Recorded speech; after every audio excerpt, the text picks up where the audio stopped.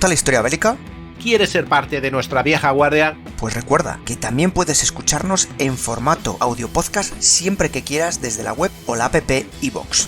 Es gratis y ahí tenemos alojados más de 1000 episodios que se publican por lo menos una semana antes que aquí.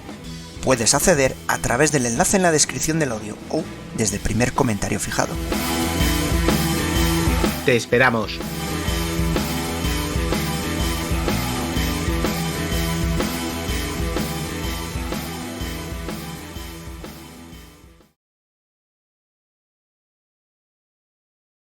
Permíteme, Esau, que me cuele al principio de tu episodio, y no para una dramatización, pero es que mientras editaba, ponía voces a este último audio, no se me iba de la cabeza poder decir un par de cosas sobre esta miniserie.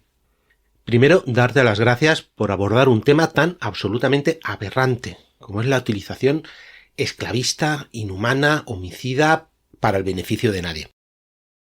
Se vio en su momento, pues, yo qué sé, tenemos 1000 ejemplos, en el Caribe, en las plantaciones de Estados Unidos, en el Congo belga, en Camboya, en este siglo, y hay quien me dirá que, bueno, era normal culturalmente en la gran mayoría de civilizaciones. Sí, no vamos a ser presentistas, pero no en el siglo XX.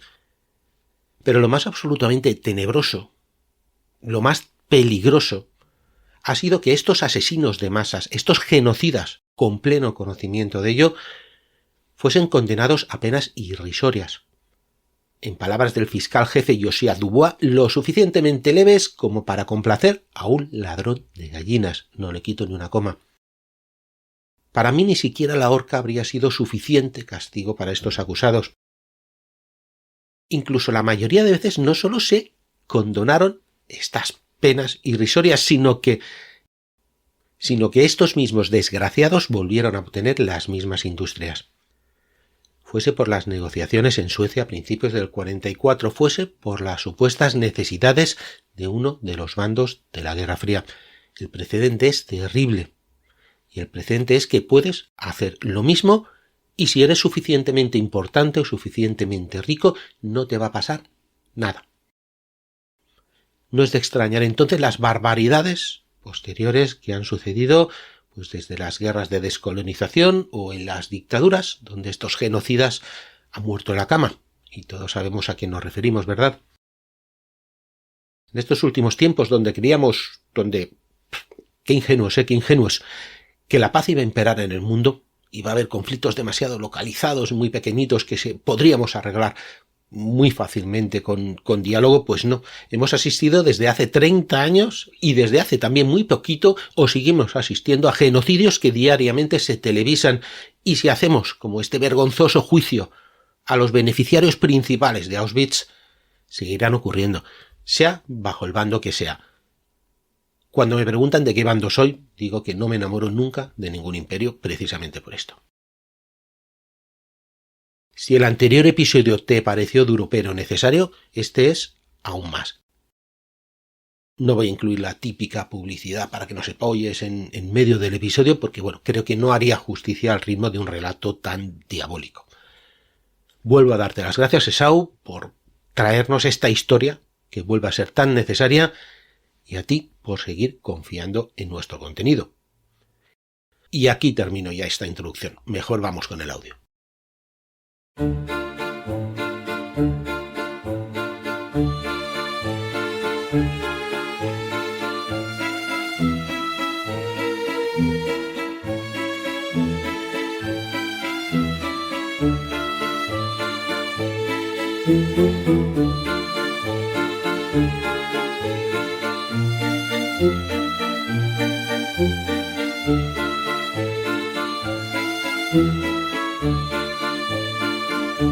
Hola y bienvenidos al último episodio de la IG Farben. Sí, llevo diciendo desde el principio de la grabación de las que iban a ser 5, pero la verdad que en el camino he ido quitando mucha paja, muchas cosas que yo considero que no eran tan importantes o que quizá iba a cansarlo, sobre todo su política económica en Estados Unidos, sus acuerdos comerciales con otras naciones, en fin, temas que, por lo que nos viene aquí a reunir, pues tampoco es que no vaya a quitar sueño. Así que permitidme que lo haya cortado en uno y así mucho mejor. Y amigo Dani pues nos puede poner otra serie, otras sagas también muy buenas. Y nada, dejamos a la IG Farben, ¿verdad? a la monstruosa IG Farben en aquel pozo de miserabilidad, iba a decir, de podredumbre, que era Auschwitz-Farben. Y bueno, vamos a seguir a esta gentuza y ver cómo llegan a Nuremberg y cómo intentaron defenderse, y si lo consiguieron o no. Bueno, el 12 de mayo del año 44 fue un día fatídico para Alemania, pero sobre todo para nuestros amigos de la IG. Ese día la octava Fuerza Aérea de los Estados Unidos envió 935 bombarderos. Atento, repito, 935 bombarderos. Yo creo que hay pocos países que tengan esa fuerza aérea. Sobre Alemania para atacar su industria del petróleo sintético. 200 de ellos se concentraron solo en la planta de IG en Leuna. Este ataque marcó el comienzo de que el estudio de bombardeo estratégico estadounidense, del cual, por cierto, tenemos un libro, no un podcast, tenemos un libro en Casus Belli, en Zeppelin Books, llamó la batalla de Leuna, clasificándolo en aquel momento este estudio de bombardeo estratégico como una de las batallas más importantes de la guerra. Al día siguiente, Albert Speer, ministro de Armamento y Producción Bélica del Reich, recorrió los restos de Leuna con Butefis. Lo que vio le convenció de que, en fin, según decía, la guerra tecnológica estaba decidida, significaba el fin de la producción alemana de armamento. Para Speer fue el punto de inflexión de la guerra. Inmediatamente voló al cuartel general de Hitler en Obersalzburg para informar sobre el alcance y el significado del desastre. Le dijo así: el enemigo nos ha atacado en uno de nuestros puntos más débiles. Si persiste en ello, esta vez pronto no tendremos ninguna producción de combustible digno de mención. Nuestra única esperanza es que el otro bando tenga un estado mayor de la Fuerza Aérea tan atolondrada como el nuestro. Hitler convocó entonces a 4 principales expertos de combustible de la IG, entre ellos Krauch y Butefis, para una discusión sobre las consecuencias del ataque aéreo del 12 de mayo. Göring y Speer le acompañaron a la reunión. Antes de que el grupo entrara a ver a Hitler, Speer aconsejó a los 4 expertos en combustible que dijeran la pura realidad. Sin embargo, Göring insistió en que no fueran demasiado pesimistas. Probablemente temía que Hitler le echase la culpa de la debacle principalmente a él. Eso escribiría Speer más tarde en sus famosas memorias de Yo no sabía nada. Krauch estaba decidido a seguir el consejo de Speer. Dijo a Hitler que la posición de Alemania era desesperada si continuaban los ataques aéreos enemigos contra las plantas de petróleo sintético. Para apoyar este sombrío pronóstico, presentó a Hitler una impresionante serie de hechos y cifras. Göring, lleno de rabia por lo que consideraba una grave insubordinación, se giró contra Krauch durante Hitler. El éxito de los ataques aéreos aliados era todo culpa de Krauch, le dijo, ya que la planificación de la protección contra los ataques aéreos era responsabilidad de Krauch. Para entonces ya Göring había perdido su influencia sobre Hitler, que ignoró su diatriba y sus gritos contra Krauch. Para Hitler había una razón más fundamental para la terrible eficacia de los ataques aéreos aliados dirigidos contra los centros productivos alemanes. Dijo así: en mi opinión, las plantas de combustible, de caucho, bune, de nitrógeno, representan un punto especialmente sensible para la conducción de la guerra. Debido al monopolio de la IG, estos materiales de guerra vitales estaban concentrados en muy pocas instalaciones. Pero ya era demasiado tarde para que Hitler invocara la denominada ley antimonopolio alemana. Lo único que se podía hacer era intentar que las plantas volvieran a funcionar lo antes posible y protegerlas con una fuerte cobertura aérea defensiva en todo el territorio alemán. Speer dio al proyecto de restauración la máxima prioridad en hombres y material. 350.000 trabajadores, repito, 350.000 trabajadores fueron asignados a la tarea de restablecer la producción alemana de petróleo. En Leuna, el esfuerzo consiguió que las instalaciones volvieran a funcionar parcialmente solo 10 días después. Pero el 28 de mayo, la octava Fuerza Aérea reanudó la batalla de Leuna. El resultado fue otro golpe demoledor, que redujo la producción alemana de combustible a la mitad. Göring reconoció ya la gravedad de la situación, prometió a Krauch y a otros expertos alemanes en combustible que una parte importante de la nueva producción alemana de aviones se destinaría exclusivamente a proteger las plantas petrolíferas y nunca se desviarían para ir al frente. Pero la invasión aliada del continente, el 6 de junio, obligó a Göring a incumplir esa promesa. Los aviones y los cañones antiaéreos prometidos por Göring para proteger las plantas petrolíferas fueron desviados para hacer frente al peligro más inmediato. A finales de junio, un desesperado Speer escribió a Hitler pidiendo ayuda. Nuestra producción de gasolina para la aviación se vio muy afectada durante mayo y junio. El enemigo ha conseguido aumentar nuestras pérdidas de gasolina de aviación hasta el 90% el 22 de junio. Solo mediante una rápida recuperación de las plantas dañadas ha sido posible recuperar en parte algunas de las terribles pérdidas. A pesar de ello, sin embargo, la producción de gasolina de aviación es completamente insuficiente en estos momentos. Si no nos es posible proteger estas plantas, nos veremos obligados a reducir el flujo de suministros al ejército en septiembre, lo que significará que a partir de ese momento se producirá un terrible cuello de botella que puede acarrear las más trágicas consecuencias. Lamento tener que informar a mi Führer de estos trágicos acontecimientos y les ruego que emita todas las órdenes necesarias para esta protección adicional de estas plantas. El transcurso de la batalla de Leuna se convirtió en el indicador del estado de la producción petrolífera alemana. A principios de julio, los ingeniosos técnicos de la IG lograron restablecer Leuna al 75% de su capacidad operativa. Sin embargo, la octava Fuerza Aérea regresó el 7 de julio y volvió a bombardear la planta hasta paralizarla.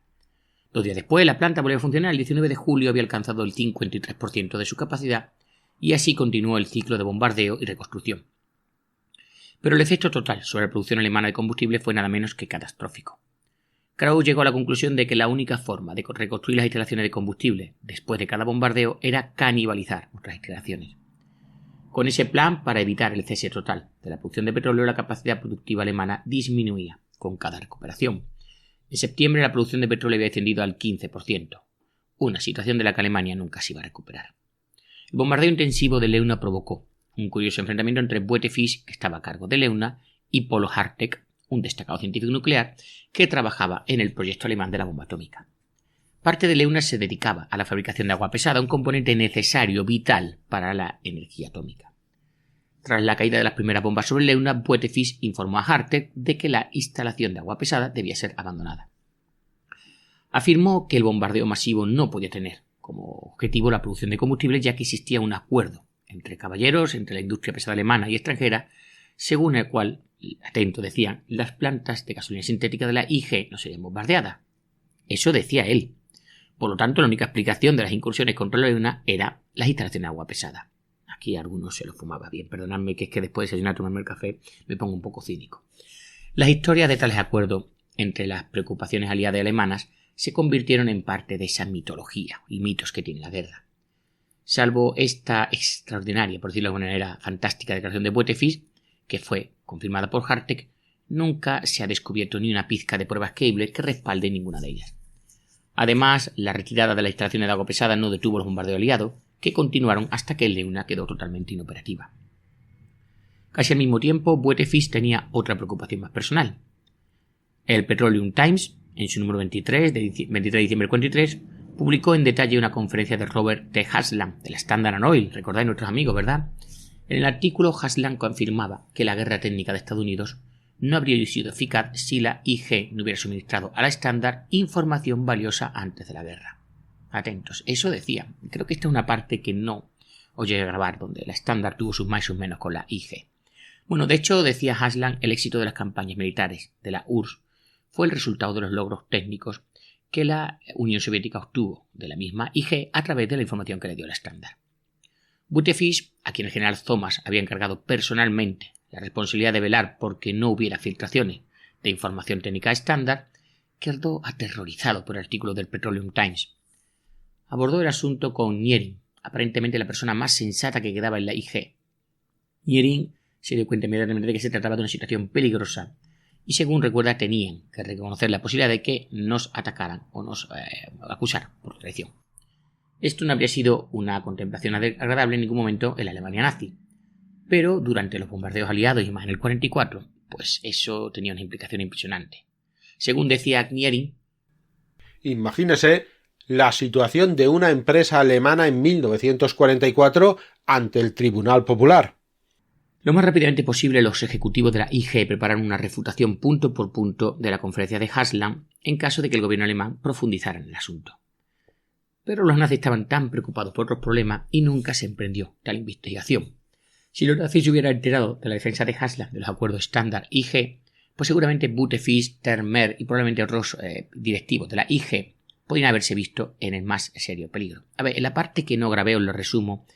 La estándar quería la fórmula de la Buna y de la gasolina sintética y la IG estuvo dando largas, pero largas durante años hasta que empezó la guerra.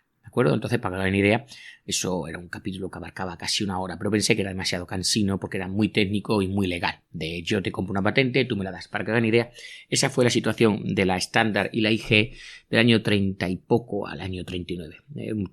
Tú me tienes que dar la fórmula, ya te la daré, espérate, que ahora me viene mal, no la llevo aquí, ya voy a buscarla, ¿de acuerdo? Perdona la ironía o la broma, pero fue más o menos así. Bueno, en otoño del 44 la situación militar alemana se había vuelto tan desesperada que Bormann, Goebbels y Ley, tres de los nazis más dedicados y despiadados del Tercer Reich, empezaron a presionar a Hitler para que atacara los bastiones y ciudades enemigas con tabún. El tabún es un gas nervioso tan mortal que una gota sobre la piel mata a la víctima en cuestión de minutos porque antes ha atacado el sistema nervioso. El tabún, así como el sarín, un gas nervioso compañero a este, había sido descubierto durante la investigación y el desarrollo de pesticidas por parte de ¿quién?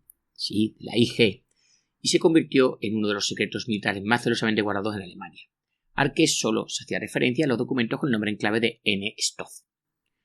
No era la primera vez que este trío suplicaba a Hitler que empleara el tabú de IG contra el enemigo.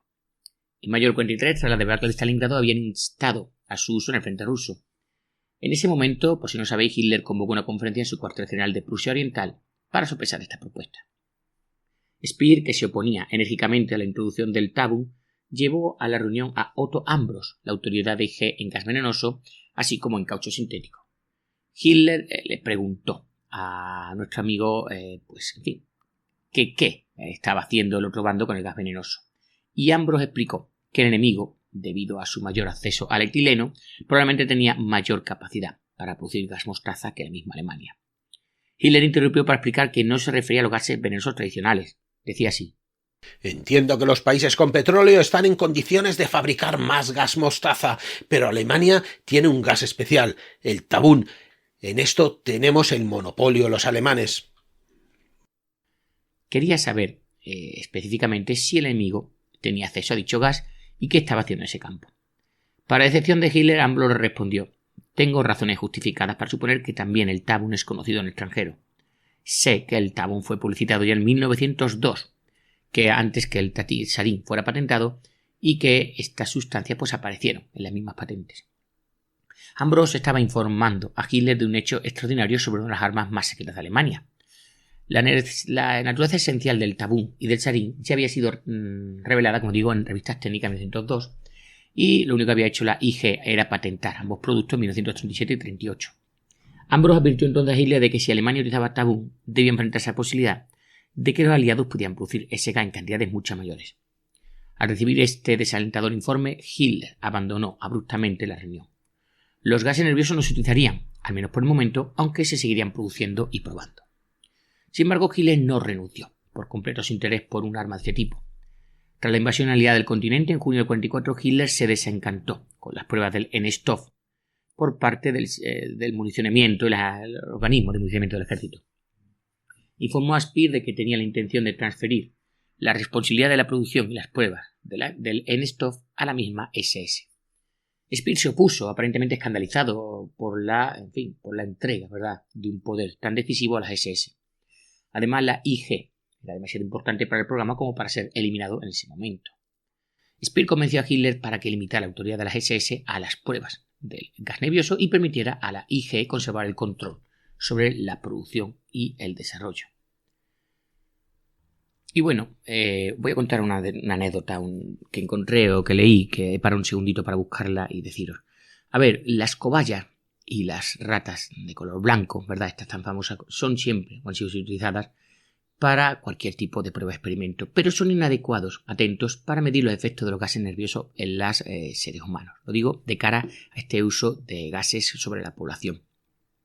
Según cuentan, a principio de la guerra se decidió sustituirlos por simios, cuyas reacciones biológicas a dichos gases se creía que eran más parecidas a las de los seres humanos. Sin embargo, adivinad qué, no es fácil conseguir muchos simios, ¿verdad?, en Alemania, y la oficina de Speer suministró 200.000 francos suizos, en aquel momento una moneda extranjera bastante preciada, para comprarlos en España. Fueron transportados a Alemania con grandes dificultades. Muchos llegaron a morir antes de que concluyeran los experimentos. Finalmente, estos hijos de la se decidieron experimentar ¿con quién? Con judíos de los campos de concentración. Se sospecha que las pruebas de los gases venenosos de la IG en humanos eran conocidos en las más altas esferas de la IG. Después de la guerra, George von Schnitzler juró que Ambrose, Smith y Termer estaban al tanto de estas actividades. Según la inteligencia británica, se informó de que uno de ellos había justificado, leo entre comillas, los experimentos no solo sobre la base de que los internos de los campos de concentración habrían muerto de todos modos por los nazis, sino también sobre la base de que los experimentos tenían un aspecto humanitario en el sentido de que con ellos se salvaba la vida de innumerables trabajadores alemanes. Esto lo dijo ante una audiencia ante un subcomité del Comité de Asuntos Militares en el Senado de Estados Unidos en la primera sesión del año 45 y bueno, pues atentos que esto es lo que decían sobre qué buenos eran y qué agradable lo de utilizar gases con judíos.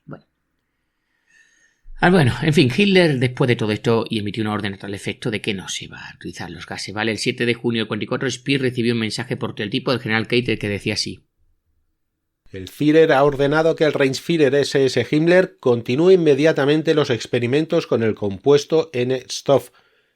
Con este fin, la Oficina de Armamento del Ejército entregará inmediatamente al Reichsführer SS todo el material de referencia y los conocimientos técnicos reunidos hasta ahora sobre el compuesto N-Stoff y le apoyará en sus esfuerzos con todos los medios posibles. Tras la emisión de la orden de Hitler, Speer trató de aclarar la posición que le había defendido ante Hitler en una carta a Himmler.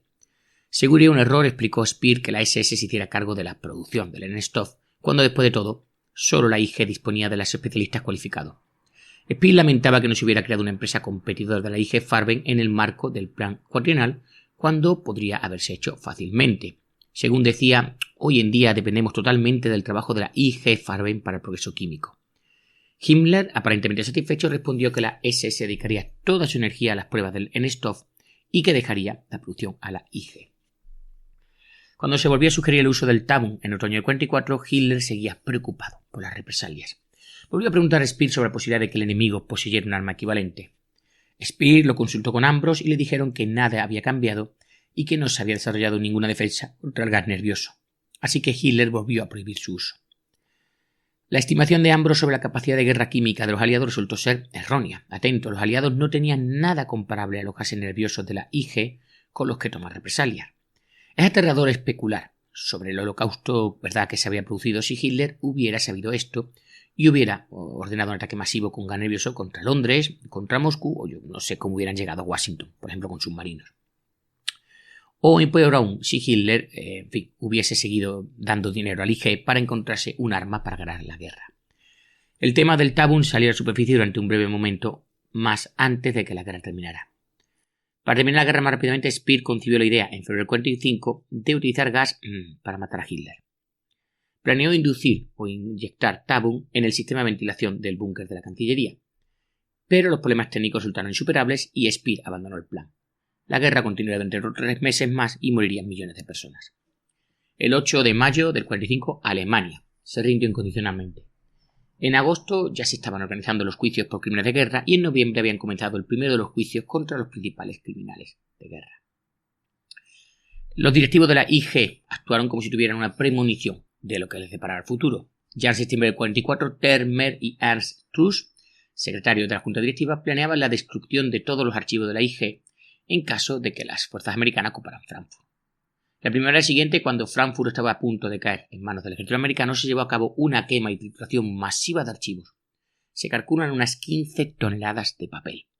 La mayoría de los archivos de Auschwitz también fueron destruidos antes de la llegada del ejército soviético. Cuando los aliados empezaron a intentar recomponer el registro de la IG del periodo nazi, había enormes lagunas. Más de un observador ha sugerido que la historia de la IG habría sido mucho más incriminatorio si estos archivos hubieran estado disponibles. Lo que quedaba por capturar para los aliados era lo suficientemente horrible como para ver a la IG en Nuremberg. Y vamos allí. Vamos a ver a la IG en Nuremberg. Bueno, el 8 de agosto del 45 los representantes de los gobiernos de Estados Unidos, Gran Bretaña, la Unión Soviética y Francia se reunieron en Londres para establecer un tribunal militar internacional para juzgar a los criminales de guerra alemanes. Se seleccionó a destacados juristas de las 4 grandes potencias para que actuaran como jueces y se nombró un comité de fiscales para que redactara un acta de acusación. El 6 de octubre se completó la acusación formal y se presentó ante el Tribunal Militar Internacional fueron acusados los líderes de la Alemania nazi que aún estaban vivos. Se les acusó de 3 crímenes de guerra básicos: planificar, preparar y llevar a cabo una guerra agresiva, saquear y expoliar la propiedad de los países conquistados y esclavizar y asesinar en masa. Se había planeado incluir entre los acusados a un destacado industrial que tipificara la complicidad de los empresarios alemanes en los programas de Hitler. Gustav Krupp von Bohlen, un Halbach, jefe de la famosa acería Krupp, fue elegido para ocupar este papel. Aunque la IG había sido mucho más importante en los preparativos militares económicos de la guerra de Alemania, Krupp era el individuo más asociado por su reputación con el poder bélico de Alemania.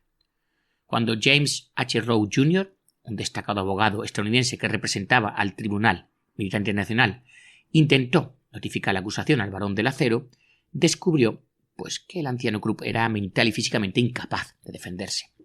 Se acordó, por lo tanto, que tendría que ser descartado como acusado. Los fiscales decidieron incluir a un industrial alemán entre los principales criminales de guerra. Presentaron, por cierto, una moción para sustituir a Alfred, el hijo de Gustav Krupp. La moción fue denegada por el tribunal y el juicio comenzó el 20 de noviembre de 1946 sin un industrial como acusado. Al término de este juicio, por cierto, el 31 de agosto del 1946 fueron condenados a muerte, por si no acordáis, Hermann Göring, Joachim von Ribbentrop, Wilhelm Keitel, Alfred Rosenberg, Ernest Kaltenbrunner, Hans Frank Wilhelm Frick, Julius Streicher, Fritz Saukel, Alfred Jodl, Arthur von Seyss-Inquart y Martin Bormann, juzgado en rebeldía. Todos fueron ahorcados, excepto Göring, que como sabéis se suicidó la mañana de la ejecución, y Bormann, que como digo fue juzgado en rebeldía porque nunca fue detenido. Rudolf Hess, Walter Funk y Erich Schrader fueron condenados a cadena perpetua. Albert Speer y Baldur von Schirach recibieron 20 años de prisión y Konstantin von Neurath 15 años, Karl Denny 10 años, Hartmann Schardt, Franz von Pepper y Hans Fritsch fueron absueltos de todos los cargos. Digo un poco recordatorio, ¿vale? Bueno, seguimos con el juicio. Para apaciguar la opinión pública de los países aliados, franceses y británicos emitieron una declaración conjunta según la cual en un futuro varios industriales alemanes importantes serían acusados como criminales de guerra y juzgados ante otro tribunal militar internacional. El 5 de abril del 46, cuando el juicio de esta gente se acercaba a su fin, el comité de fiscales revivió el plan de juzgar a varios de los principales industriales alemanes ante un segundo tribunal militar internacional. Se acordó que la lista de los industriales acusados debía conllevar un número manejable, preferiblemente 6, nunca ceder 8. Que Alfred Krupp iba a ser uno de estos acusados era una certeza. Resultó que otros 4 industriales fueron seleccionados. Estados Unidos nombró a Hermann Schmidt, George von Schnitzell, de la IG Farbe. Los franceses eligieron a Hermann Reichling, el magnate del carbón y el acero del Sarre. Por cierto, el juicio de Reichling iba a ser una repetición, porque un cuarto de siglo antes, tras la Primera Guerra Mundial, había sido juzgado y condenado como criminal de guerra por los franceses, en ese caso en rebeldía, con lo cual 2 veces juzgado. Bueno, los británicos designaron a Kurt von Schroeder, el banquero de Colonia. Los rusos, estos se reservaron el derecho a designar a 2 acusados, pero al final nunca lo hicieron. Por eso decíamos no más de 8. Sin embargo, los planes para llevar a cabo un segundo juicio ante un tribunal militar internacional se vinieron abajo. Las experiencias del juicio a los principales criminales de guerra convencieron a los fiscales de que un tribunal formado por las 4 potencias era demasiado difícil de manejar en el tema legal. En su lugar, el juicio de los criminales de guerra industriales debía dejarse en manos de cada uno de los aliados en su propia zona de ocupación de Alemania. Estados Unidos demostró ser el más enérgico de los aliados en este sentido e inició rápidamente los planes para proceder con una serie de juicios por crímenes de guerra contra los principales ejecutivos de las empresas de la IG, Krupp y Frick. Se reclutaron jueces de las judicaturas estatal y federal y de las facultades de la Escuela de Derecho para presidir los juicios. Se organizaron personal para reunir los hechos, redactar las acusaciones y, en general, realizar todos los preparativos necesarios para los juicios. El jefe del personal, vamos a llamarlo Estado Mayor, que es una designación que me gusta mucho para todo este tipo de esta tropa, de la Fiscalía para el caso de la IG iba a ser Josiah E. Dubois, Jr., adjunto al general de brigada Telford A. Taylor, que sucedió al juez Jackson como jefe de todos estos jueces norteamericanos que iban a estar al cargo de los juicios por crímenes de guerra. Tras meses de reunir pruebas, examinar a los testigos y organizar miles de documentos, este Estado Mayor de la Fiscalía presentó una acusación el 3 de mayo del 47 en nombre de los Estados Unidos. 24 ejecutivos de la IG fueron acusados. Fijaros que hemos pasado ya de los 8 o los 2 a 24. Se ha decidido que como vamos a hacer el juicio, pues ya juzga a quien quiera, ¿vale? ¿Quién iba a ser juzgado? Bueno, fijaros, Karl Kraus, presidente del Consejo de la IG, Helman Schmidt como presidente del Consejo de Administración. Bueno, Kraus era presidente del Consejo de Control, ¿verdad? De Vigilancia de la IG. Todos los demás miembros, además de este consejo, que son George Forstnichel, Fritz Gagewitz, Heinrich Hörling, August von Kniering, Fritz Termer, Christian Schneider, Otto Ambrus, Max Braumer, Ernst Werwing, Heinrich Butefisch, Paul Hafelgrier, Max Illner, Friedrich Jansen, Hans Kuhner, Karl Lautenschläger, Wilhelm Mann, Heinrich Hoster y Karl Buster, así como otros 4 importantes directivos de la IG, Walter Duerschläger y Karl Buster, y Walter Duerlich, Henry Gattenau, Erich von Heider y Hans Kluger. Bueno, muchos os suenan algunos apellidos que he mencionado a lo largo de los anteriores 3 podcasts y otros no. La acusación era un documento de más de 60 páginas que consistía en 5 cargos independientes en los cuales fue vertido el registro de implicaciones de la IG con la maquinaria nazi. Los cargos más importantes eran planificación, preparación, iniciación, realización de guerras de agresión e invasión de otros países, primero. Segundo, saqueo y expolio. Y tercero, esclavitud y asesinato en masa. Bajo el cargo de guerra de agresión, la acusación enumeró una amplia gama de ofensas o de acciones llevadas a cabo por la IG.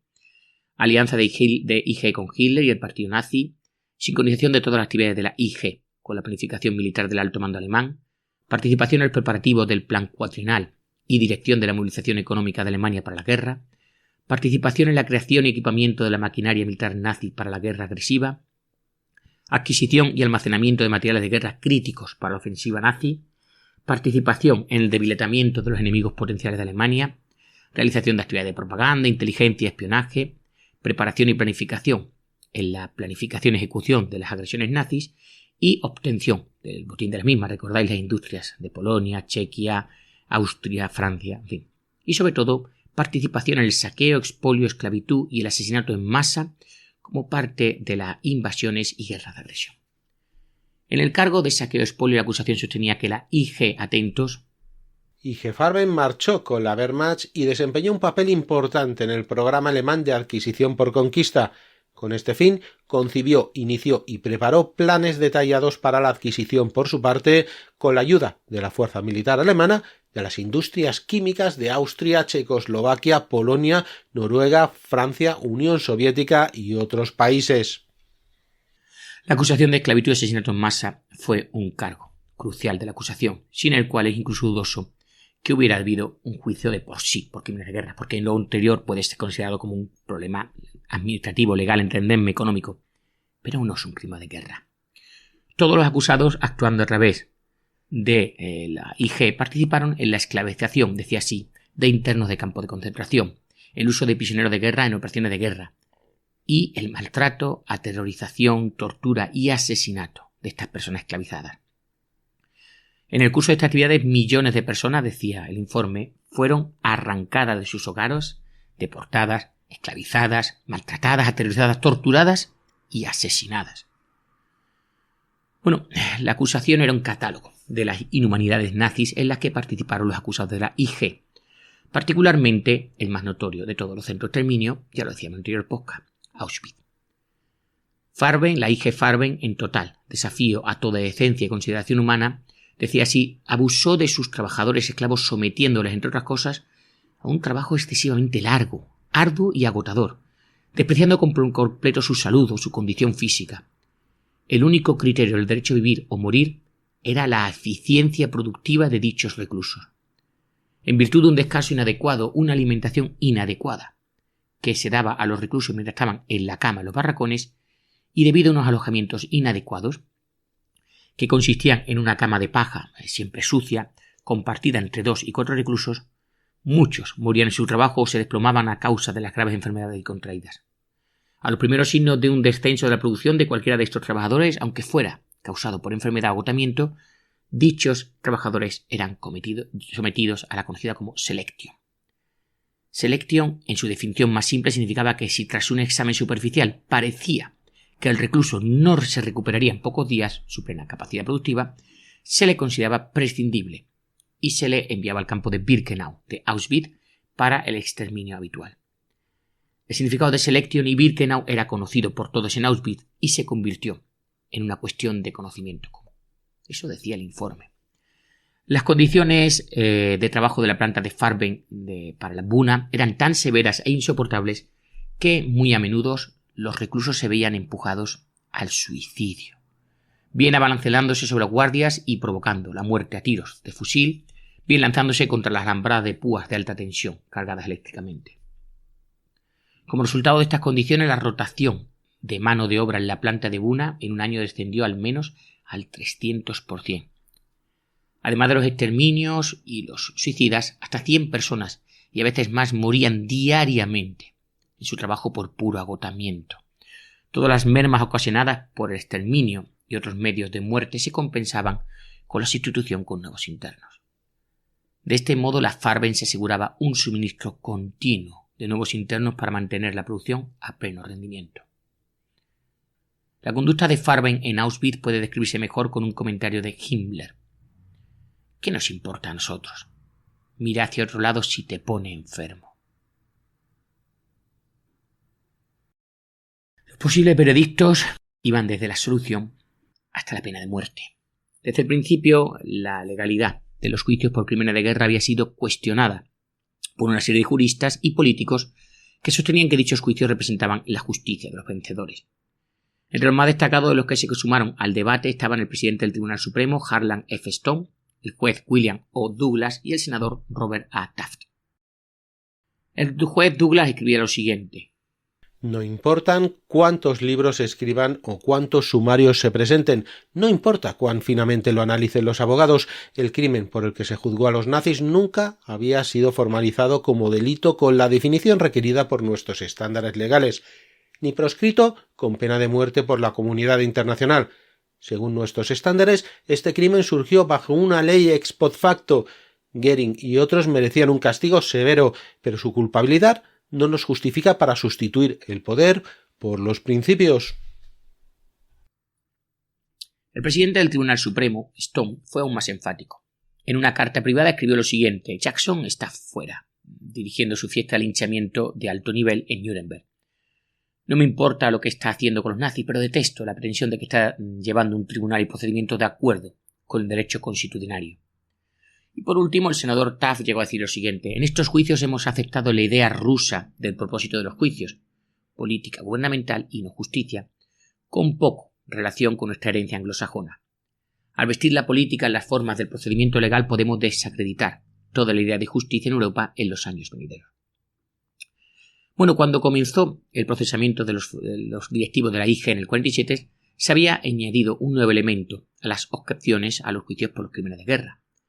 La Guerra Fría ya había comenzado. Alemania, el enemigo en tiempos de guerra, se había convertido en un aliado codiciado. La URSS, el antiguo aliado, era ahora considerado como el enemigo. El congresista John E. Rankin de Mississippi declaró en el pleno de la Cámara de Representantes lo siguiente: Lo que está ocurriendo en Nuremberg, Alemania, es una vergüenza para los Estados Unidos. Todos los demás países se han lavado ya las manos y se han retirado de esta saturnalia de persecución, pero una minoría racial, 2 años y medio después del fin de la guerra, está en Nuremberg no solo ahorcando a soldados alemanes, sino juzgando a empresarios alemanes en nombre de los Estados Unidos. El representante George A. Dondero de Michigan continuó el ataque a la Cámara acusando a 10 simpatizantes comunistas de haberse infiltrado atentos en los puestos clave del gobierno militar norteamericano.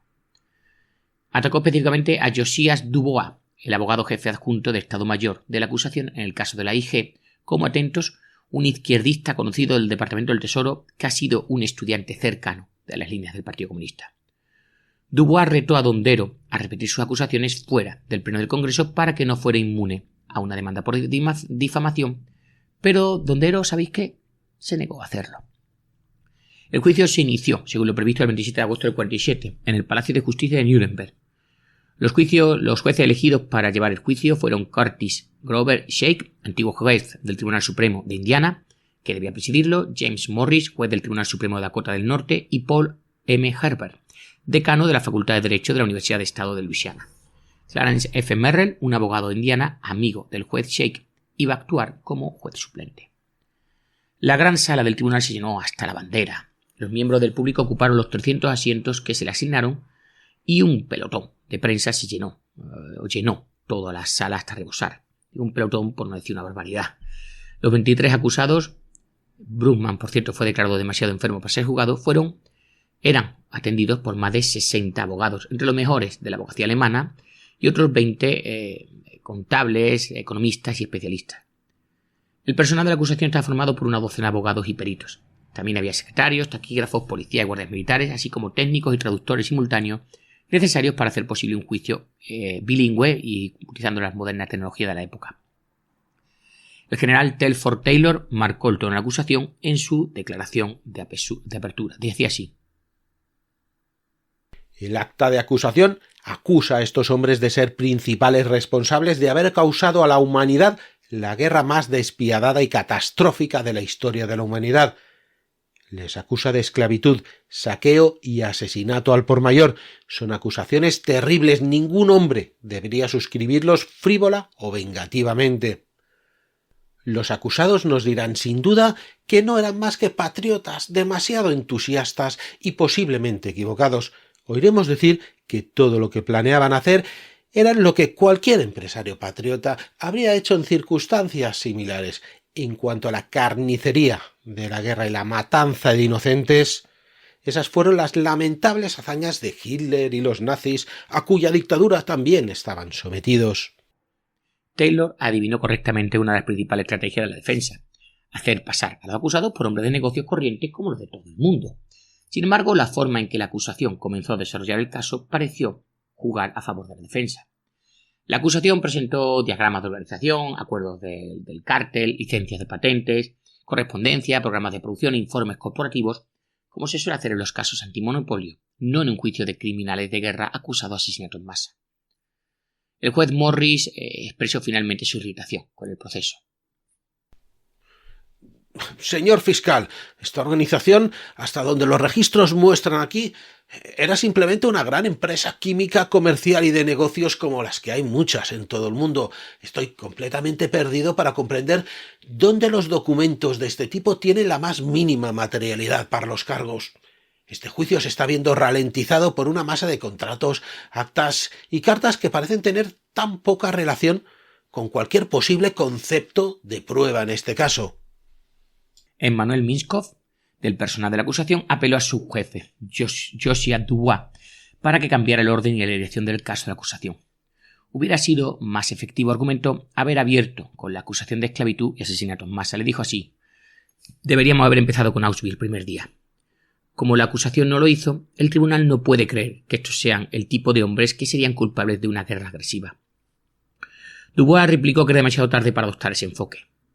Minskov le perseveró: pero sigo diciendo que debería argumentar Auschwitz. Entonces verán qué clase de hombre están juzgando y entenderán el resto. La verdad que era demasiado tarde para adoptar la recomendación de Minskov, por mucho que a Dubois le hubiera gustado.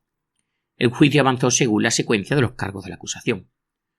No fue hasta que el personal de la acusación llegó al cargo de esclavitud y asesinato en masa cuando se alcanzó el punto crítico del juicio.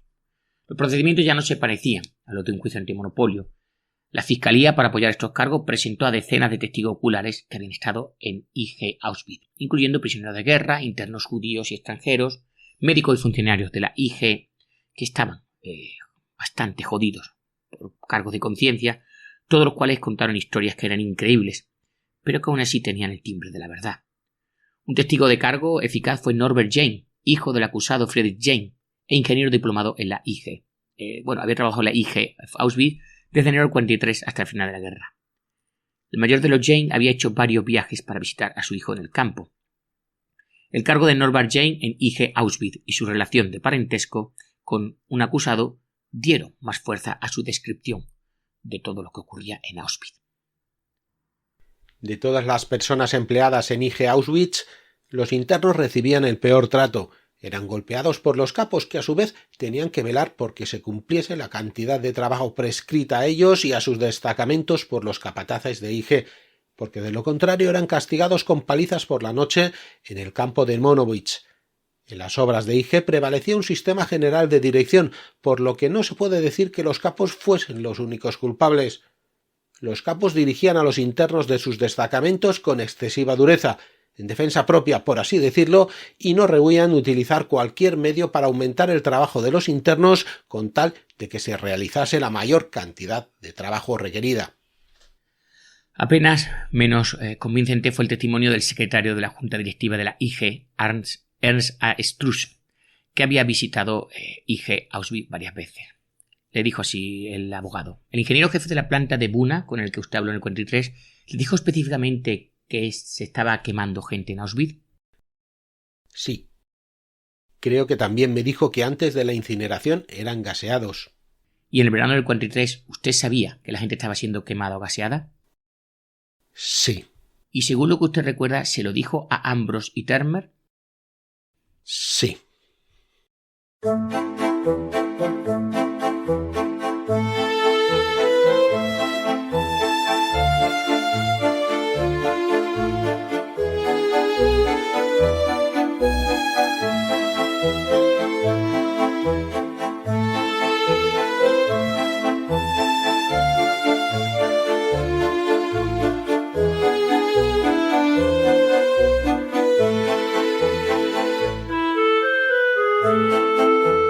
A través de antiguos internos de Auschwitz, la acusación presentó un cuadro gráfico de las condiciones de IG Auschwitz y Monowitz.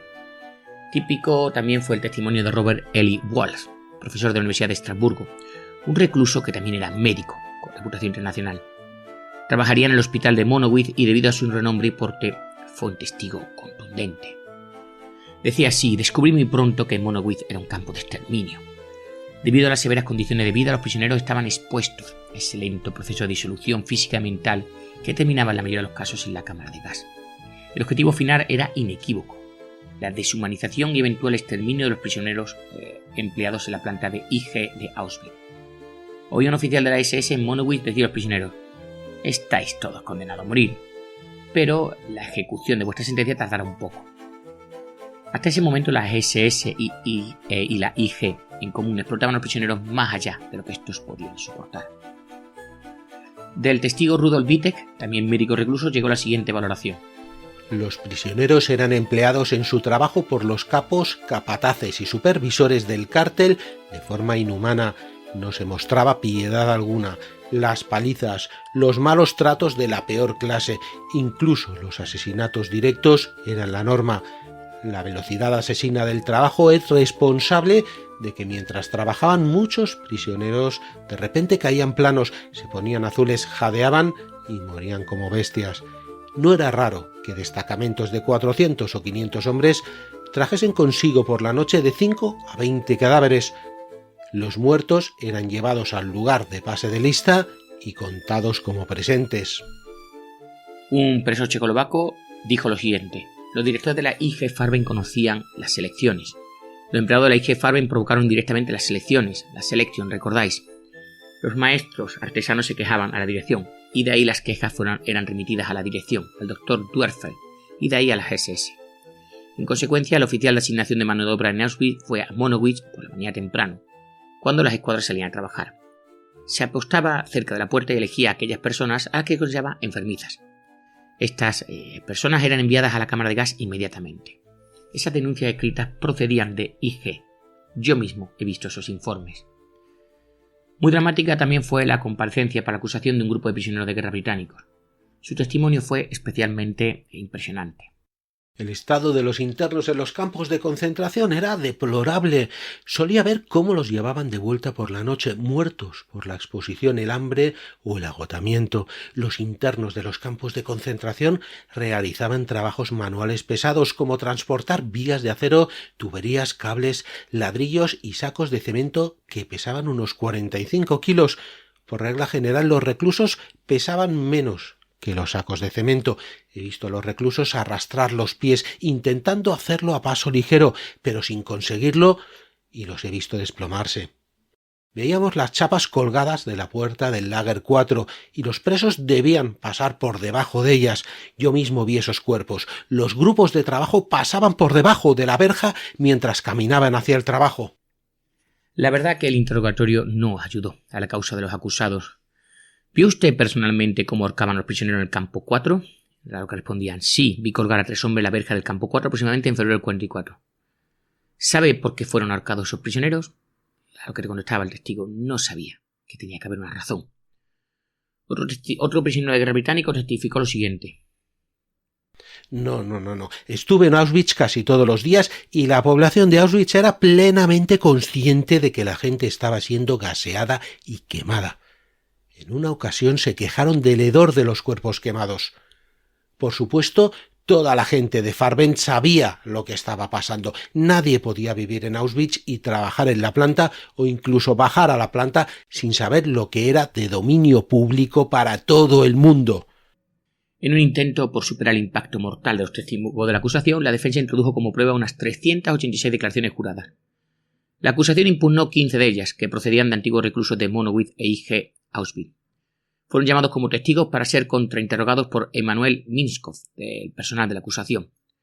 Tuvo un éxito inusitado a la hora de acabar con la credibilidad de los testigos. Un ejemplo refleja la atmósfera general que Minskov fue capaz de crear. Decía así: ahora, señor testigo, ¿no es un hecho que durante los días de invierno hasta 20 reclusos a la vez eran llevados del lugar de Farben de vuelta a Monowitz porque ya no podían caminar por sí mismos? Sí. ¿Y podría decir cuál era el peso medio de los reclusos? 45 o 50 kilos. Ahora, señor testigo, ¿no es un hecho que los capataces de la IG Farben solían escribir hojas de evaluación cada noche? Sí. ¿Y no es cierto también que si los capataces de la Farben informaban de que el batallón estaba por debajo del 70%, los cisternos eran castigados cada uno con 25 golpes? Si lo informabas... Sí. Es cierto. ¿Y no estaba el puesto de azotes en Monowitz? Eso no lo sé. Señor testigo, usted habla de que no había instrumentos de tortura en Monowitz. ¿No es un hecho que había una celda permanente en Monowitz? Sí. ¿Había horcas en Monowitz? Sí. ¿Y no pasaba a menudo por esas horcas cuando un preso había sido ahorcado? Desgraciadamente. Ahora, señor testigo, usted afirma que al final de su declaración jurada que sobrevivió a IG Auschwitz durante 3 años. ¿No es un hecho que usted era lo que se conocía como un viejo recluso? Y que debido a eso y particularmente debido al hecho de que fue arianizado mientras estaba en el campo, se encontraba en una posición completamente diferente a la de otros reclusos? Eso que dice es correcto. Cuando Minskov concluyó, el testigo era un hombre destrozado, llorando incontrolablemente.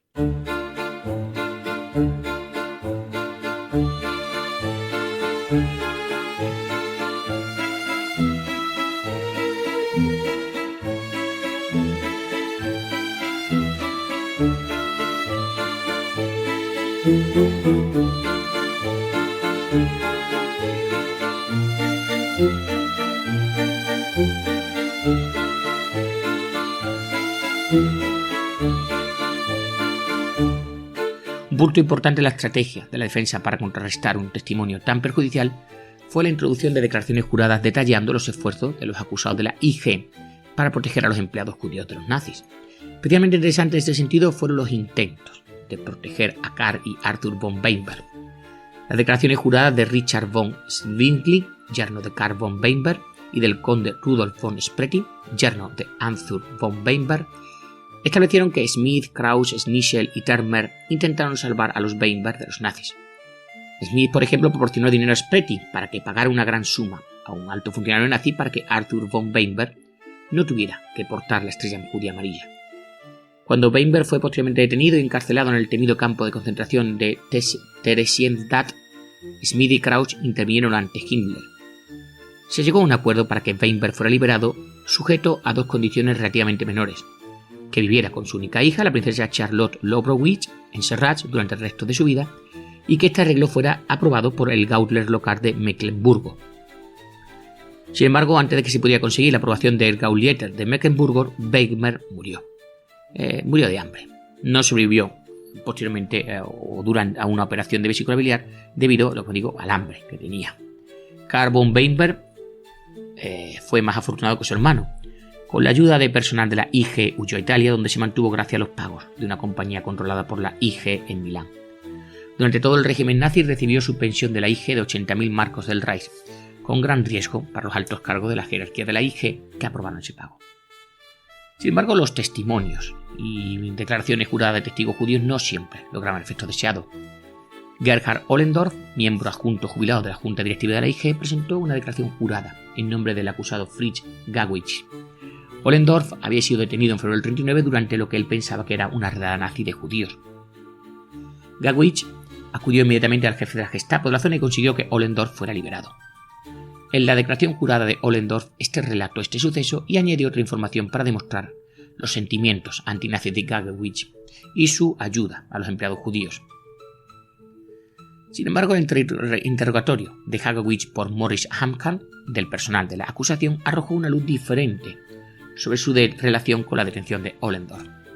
Decía así: Ahora, doctor Gawitz, no es un hecho que cuando su colega de la junta directiva de la IG, el doctor Ollendorf, vino a usted como amigo y le dijo muy confidencialmente que debido a su ascendencia judía, él iba a emigrar de Alemania, habiéndole dicho eso en confianza, que usted entonces informó a la Gestapo para arrestarlo y registrar su casa, ¿no es un hecho? No, permítanme explicarlo. Fue así. El doctor Ollendorf no me lo dijo en confianza. Era del conocimiento general que iba a emigrar. Hablé con Bosca al respecto. Me dijo: ten cuidado, procura que ningún secreto técnico llegue así a otros países o vas a tener problema. Entonces le dijimos: tiene que haber un registro en la casa del doctor Ollendorf para que estemos a salvo en ese sentido. Eso fue todo lo que hicimos. Ahora le muestro un documento y le pregunto si eso nos refresca su recuerdo de que el mismo día en que Ollendorf le dijo que iba a emigrar de Alemania, usted escribió a la Gestapo y le dijo que arrestaran al hombre y registraran su casa. ¿Le refresca eso la memoria? En ese momento Hamsan entregó al testigo una carta que Gawitz había escrito a la Gestapo sobre Ollendorf. Decía así: el doctor Ollendorf ha informado a la Oficina de Desarrollo Económico del Reich de su intención de marcharse al extranjero. Deseamos informarle de que, según nuestra interpretación, el doctor Ollendorf tiene conocimiento de asuntos secretos y que, por lo tanto, serviría al interés general de la economía no permitir al doctor Ollendorf ir al extranjero por el momento. Dado que el doctor Ollendorf puede estar aún en posesión de papeles, consideramos aconsejable que se registrara su domicilio como medida de precaución y que se nos enviara cualquier documento para su estudio y análisis. Solicitamos que ese asunto sea tratado con absoluta confidencialidad. Heil Hitler. Una pregunta más. ¿Le dijo alguna vez Ollendorf que le había denunciado al Gestapo y ordenado su detención? No, no lo hice. Otra estratagema relativamente infructuosa en defensa fue el intento de demostrar la falta de conocimiento por parte del acusado de lo que realmente era IG Auschwitz. La acusación había demostrado que en 3 años y medio de existencia de Auschwitz, Ambros visitó el recinto 18 veces, Butterfield 7, James 2, Termer 2 y Crouch, Niering y Schneider una vez cada uno. Duerfeld vivió en el lugar durante toda su existencia. Además, tanto la Junta Directiva de la IG como el Comité Técnico recibieron informes completos sobre la cantidad, el carácter y la disposición de los diversos modelos de mano de obra en la IG, Auschwitz y las plantas de IG en Alemania, donde también se estaba utilizando mano de obra esclava. Estas cifras se colocaron en diagramas multicolores y se colgaron en la sala de reuniones correspondiente. A partir del 41, a medida que se agudizaba el problema de suministro de mano de obra, empezaron a aparecer nuevas clasificaciones en los diagramas. Los dirigentes de la IG eran ahora conscientes de que más de la mitad de los empleados de la IG eran prisioneros de guerra, trabajadores extranjeros prestados o conseguidos de esas naciones, convictos de la Wehrmacht y recursos de los campos de concentración. Ante tales pruebas, el testimonio del acusado de que los hechos del programa de trabajo esclavo y las atrocidades de Auschwitz le eran desconocidos, pues era difícilmente creíble. Cualquiera que visitara Auschwitz no podía dudar de su verdadera función como centro de exterminio. El olor a muerte salía de sus chimeneas y contaminaba la atmósfera en kilómetros a redonda. Los intentos de describir las condiciones como limpias y buenas eran palpablemente ridículas. Una estrategia legal mucho más efectiva fue la defensa de necesidad. La defensa hacía hincapié en la compulsión bajo la que actuaban los industriales alemanes durante el periodo nazi. Tan amplias eran las normas del Reich y tan estricta su aplicación que la negativa a cumplirlas exponía a los industriales a la cárcel e incluso a la muerte. Bajo la coacción del terror nazi, los acusados cometieron algunos de los actos imputados en la acusación. Para sobrevivir se hizo necesaria obedecer incluso a exigencias más horrendas del gobierno nazi. De ahí la denominación de defensa de necesidad. La defensa llamó a 2 testigos importantes respecto al mariscal del campo Heinrich Mills, que él mismo había sido declarado culpable y condenado a cadena perpetua por participar en el programa alemán de trabajo esclavo, y se le preguntó cuáles habrían sido las consecuencias si un empresario alemán se hubiera negado a emplear los presos de los campos de concentración o a los prisioneros de guerra que se le asignaran para la producción bélica. Mills respondió que le habrían arrestado inmediatamente y se había enfrentado al Tribunal Popular por socavar el espíritu de lucha. Ese era un párrafo muy conocido y temido. Normalmente conducía a la pena de muerte. El otro testigo que declaró sobre la defensa de necesidad fue Friedrich Flick, jefe de la empresa Flick, que había sido declarado culpable y condenado a 7 años de prisión por trabajo esclavo, saqueo y expolio y pertenencia a la SS. El abogado del acusado Schnitzler preguntó si un industrial prominente podía haberse negado a asistir a la reunión de febrero del 33 que Goering había convocado para recaudar fondos electorales para los nazis y a la que por cierto Schnitzler había asistido. Podría hacerlo si no tenía en cuenta las consecuencias, pero naturalmente se habrían arrepentido. Algunos de los jueces quedaron impresionados por el intento de la defensa de equiparar a los acusados de la IG con sus homólogos industriales de los Estados Unidos y otros países como temerosos de Dios, decentes y sobre todo enérgicamente opuestos al gran enemigo, al comunismo, ¿verdad? No olvidemos que ya sabemos quién es el nuevo enemigo. Esta táctica resultó de lo más efectiva. Decían así: sustituyan a la IG por ICI, es decir, la Imperial Chemical Industries para Inglaterra, o la DuPont, ¿verdad?, para América, o la Montecatini para Italia, dijo el abogado de Crouch al tribunal. Y enseguida les quedará clara la similitud. Esencialmente, los acusados, venían a decir, eran hombres de negocio en tiempos de paz, y la transformación de sus actividades en el esfuerzo de defensa de su país no debía interpretarse como una participación en la preparación o la realización de una guerra de tipo agresiva. La atmósfera imperante de la Guerra Fría, reflejada en los comentarios y actitudes de algunos de los jueces, fue aprovechada rápidamente por los abogados defensores para explicar las pruebas de apoyo entusiasta y la participación de sus clientes en las políticas y prácticas nazis. Citaron la oposición de Hitler al comunismo. El abogado de Krauss martilleó especialmente el tema de que su cliente, como cualquier hombre de negocio estadounidense, temía la expansión de la amenaza comunista. Los discursos de Hitler sobre política exterior le causaron una profunda impresión.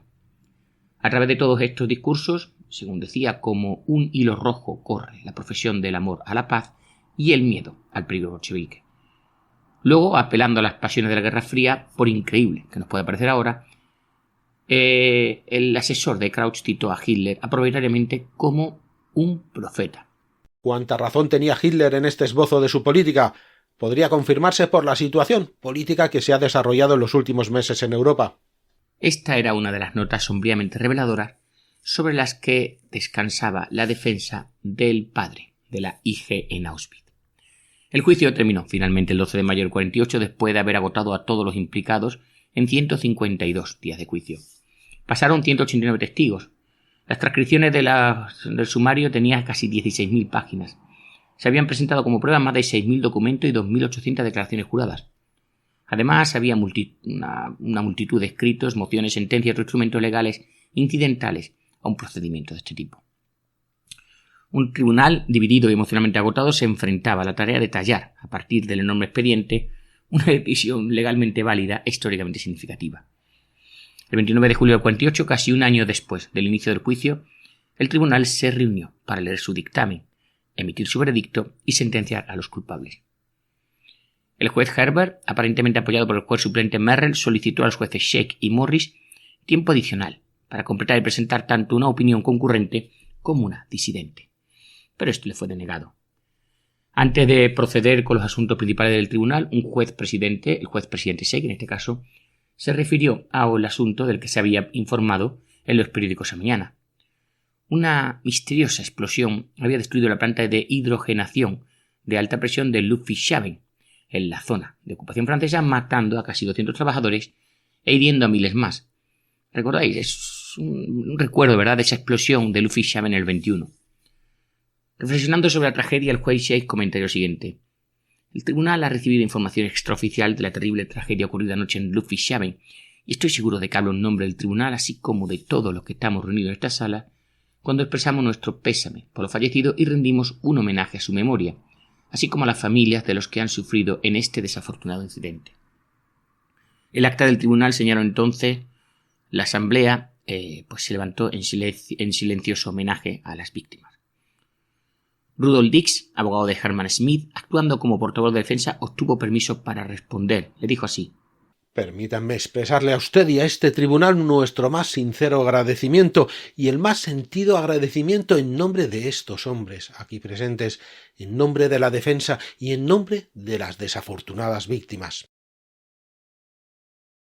Y bueno, tras esta breve y conmovedora ceremonia, el tribunal comenzó a leer su dictamen, basándose en la decisión del juicio de los comandantes principales de la guerra, comandante en el sentido de los criminales más importante, que tuvo lugar en octubre del 46. El tribunal se deshizo rápidamente de los cargos 1 y 4 que acusaban a los acusados de preparación y realización de una guerra agresiva y de conspiración.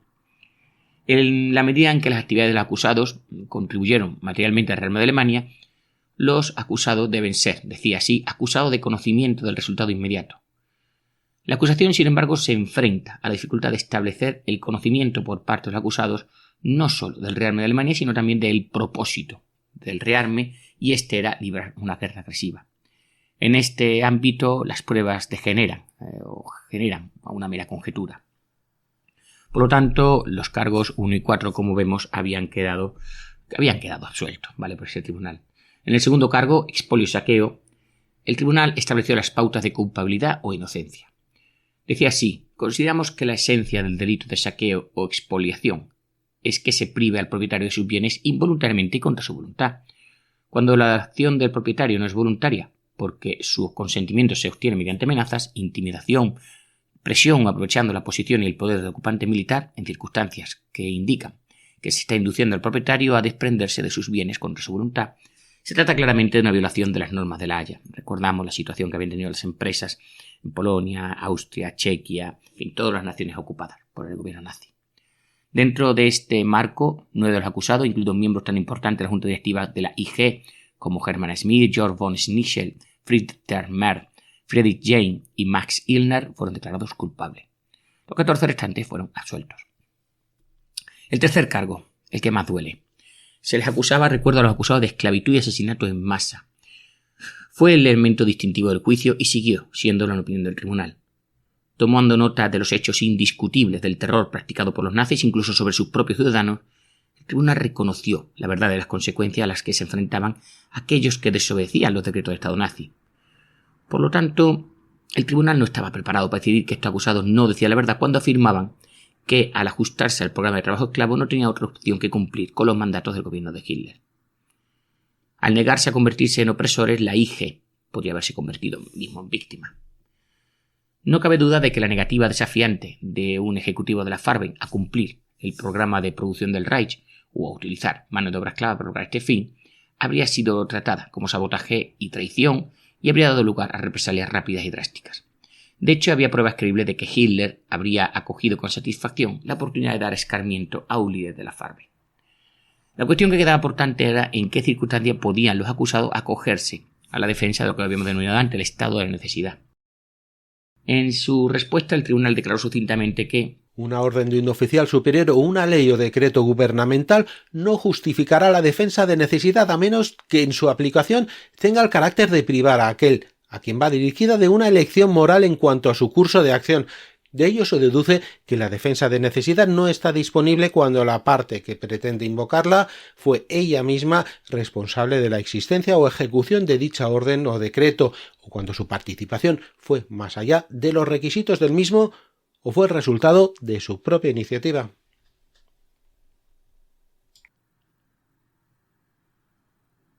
Una vez fijados así los límites de la principal defensa del acusado, el tribunal pasó a exponer con relativa brevedad los hechos que rodeaban a Auschwitz.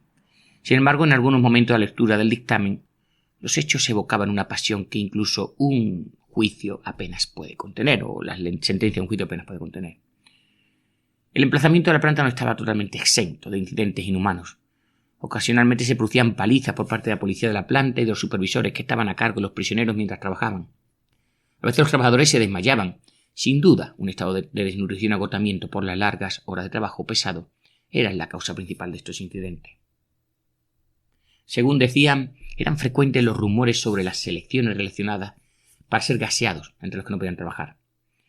El miedo a este destino sin duda impulsó a muchos de los trabajadores, especialmente a los judíos, a seguir trabajando hasta el agotamiento físico y mental. En el campo de Monowitz, las SS mantenían un hospital y un servicio médico. La adecuación de este servicio es un punto difícil, un conflicto, ¿verdad?, en las pruebas. Independientemente de los méritos de los argumentos opuestos sobre este asunto, está claro que muchos de los trabajadores fueron disuadidos de buscar asistencia médica por el temor de que si lo hacían serían seleccionados por la SS para ser trasladados a Birkenau. Los obreros de la construcción de Auschwitz, proporcionados por el campo de concentración, vivían y trabajaban bajo la sombra de la muerte. A pesar de que el tribunal dejó perfectamente claro que la Farben no siguió ni fomentó deliberadamente una política inhumana con respecto a los trabajadores, sí quedaba impresionada por el hecho revelados en el juicio de la responsabilidad directa de Ambros, Buetefisch y Darfeld por tomar la iniciativa de procurar mano de obra esclava, y decía así, y hasta cierto punto al menos debe compartir la responsabilidad del maltrato de los trabajadores con las SS y los contratistas de la construcción.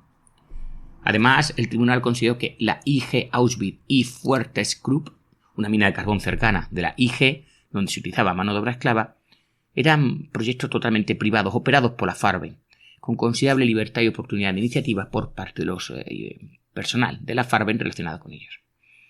El uso de mano de obra de campos de concentración y de trabajadores extranjeros forzados era Auschwitz, con la iniciativa mostrada por el personal de la Farben en la obtención y utilización de dicha mano de obra, es un crimen, decía así, contra la humanidad, y en la medida en que estaban implicados ciudadanos no alemanes, también un crimen de guerra, ante el cual el programa de mano de obra esclavas del Reich no justificaría la defensa de la necesidad o la necesidad de la defensa. El tribunal no perdió mucho tiempo en condenar a los acusados más directamente implicados en el funcionamiento de IG Auschwitz.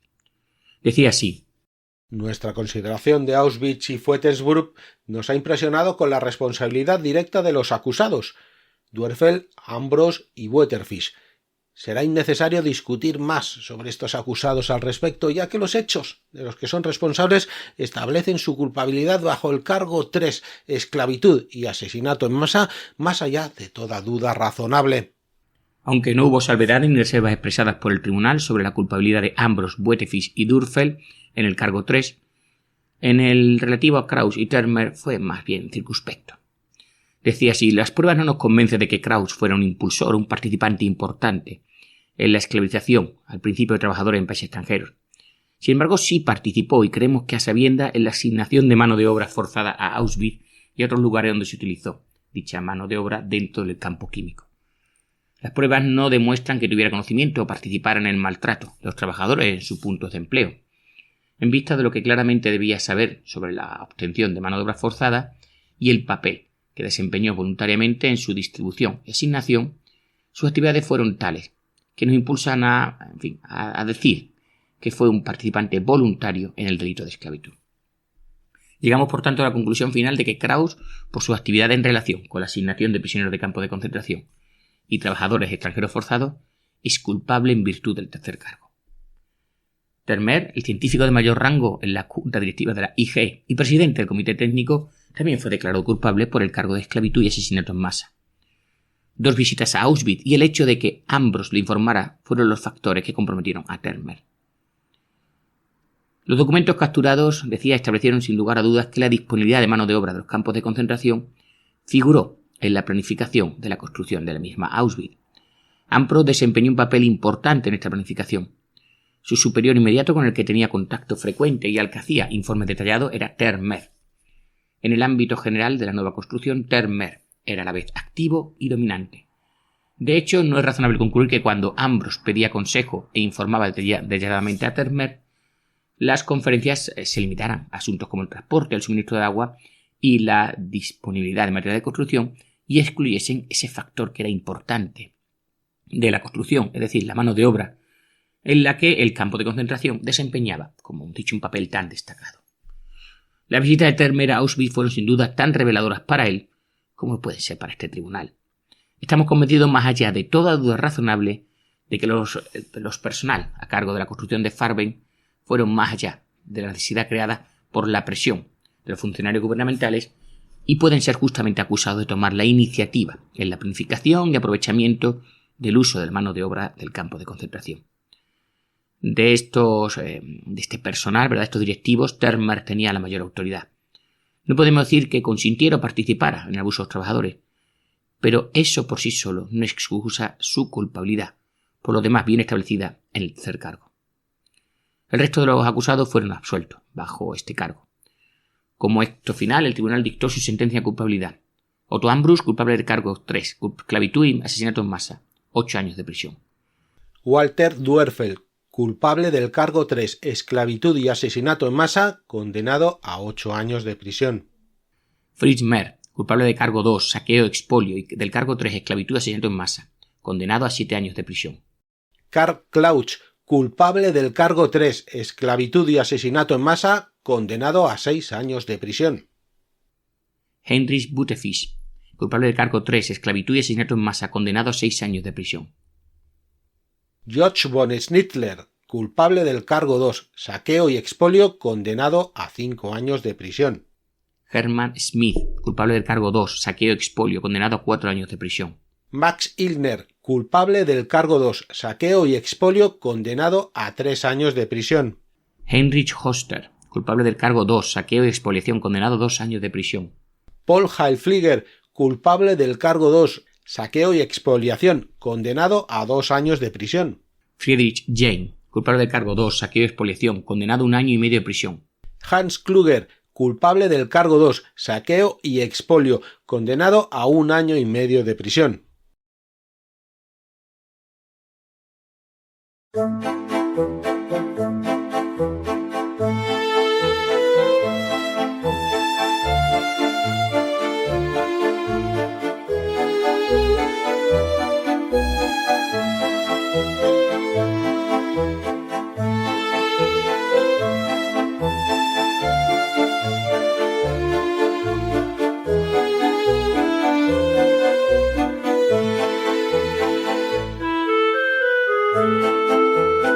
El personal de la Fiscalía se mostró indignado por el veredicto del tribunal y la sentencia de los culpables. El fiscal jefe, Josiah Dubois, consideró que la sentencia era lo suficientemente leve como para complacer a un ladrón de gallinas. Al salir de la sala del tribunal estalló: escribiré un libro sobre esto aunque sea lo último que haga. En 4 años apareció el libro de Dubois, que quizás hubiera dado nombre a este podcast: Los químicos del diablo, 24 conspiradores del cártel internacional Farben que fabrican guerras. Si lo leéis, es un relato sombríamente apasionado, un momento único en la historia del comercio, la guerra y la jurisprudencia.